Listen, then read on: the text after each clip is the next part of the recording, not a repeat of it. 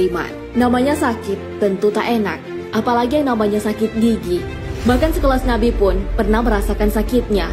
Nabi Musa alaihissalam juga ternyata pernah sakit gigi. Hal itu pun diadukannya pada Allah Subhanahu wa Ta'ala. Allah lalu memberitahu obatnya. Lalu obat apakah itu? Masih mujarabkah obat itu ketika kali kedua Nabi Musa alaihissalam sakit gigi? Lalu apa hikmah dari kisah Nabi Musa alaihissalam ini? Nabi Musa alaihissalam sakit gigi. Dalam kitab Kifayatul Awam karya Ibrahim Al-Bajuri diceritakan tentang Nabi Musa alaihissalam yang sakit gigi. Beliau juga merasakan sakit gigi mengganggu aktivitasnya. Tidur beliau menjadi tidak nyenyak. Beliau juga tak nyaman mengunyah makanan. Bahkan sekujur tubuh beliau pun sakit. Nabi Musa alaihissalam pun mengadukan sakitnya itu kepada Allah Subhanahu wa Ta'ala.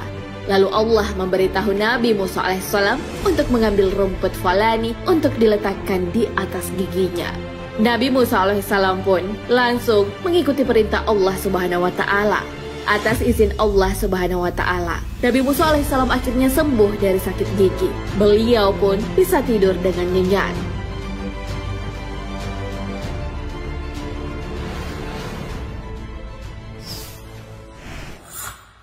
Sakit gigi kembali dirasakan Nabi Musa alaihissalam.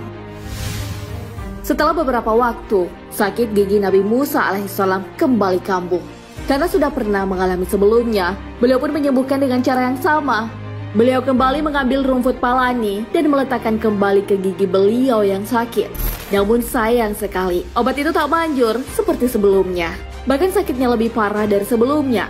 Padahal Nabi Musa alaihissalam merasa tak salah mengambil rumput. Karena tak kunjung sembuh, Nabi Musa alaihissalam kembali memohon pertolongan Allah Subhanahu wa Ta'ala.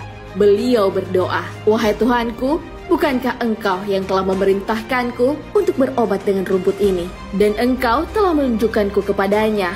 Mendengar hal itu, Allah lalu berfirman, "Wahai Musa, aku adalah yang menyembuhkan dan akulah yang mengobati. Akulah yang memberi mudarat dan akulah yang memberi manfaat.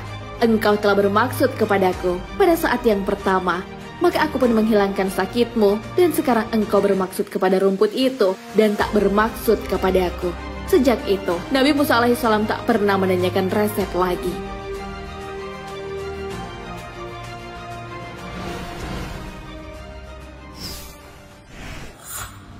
Hikmah kisah sakit gigi Nabi Musa alaihissalam.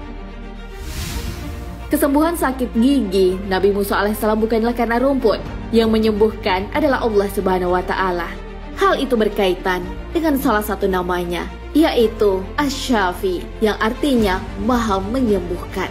Allah Azza wa Jalla menunjukkan kepada Nabi Musa alaihissalam bahwa rumput yang dulu digunakan untuk mengobati sakit giginya ternyata tak mampu menyembuhkan jika Allah Subhanahu wa Ta'ala tak mengizinkan. Obat hanya menjadi perantara menyembuhkan. Tetap saja, yang memiliki kuasa atas kesembuhan hanyalah Allah Subhanahu wa Ta'ala.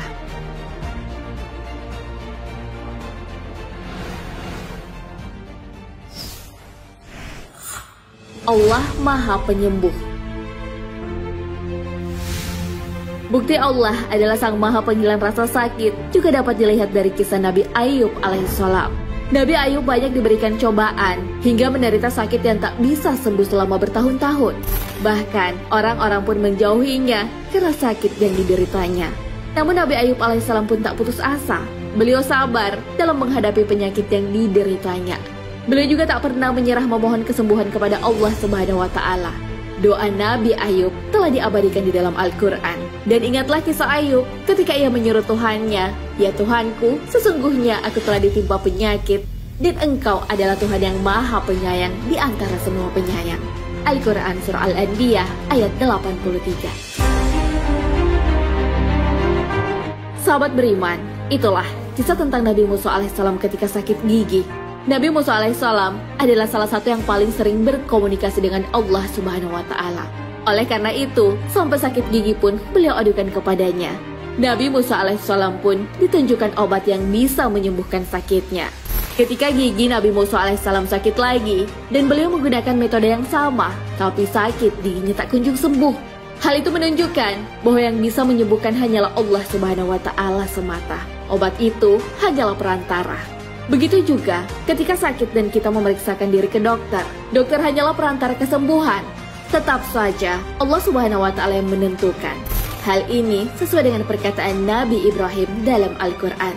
Dan apabila aku sakit, dialah menyembuhkanku. Al-Quran Surah Asy-Syu'arah ayat 80.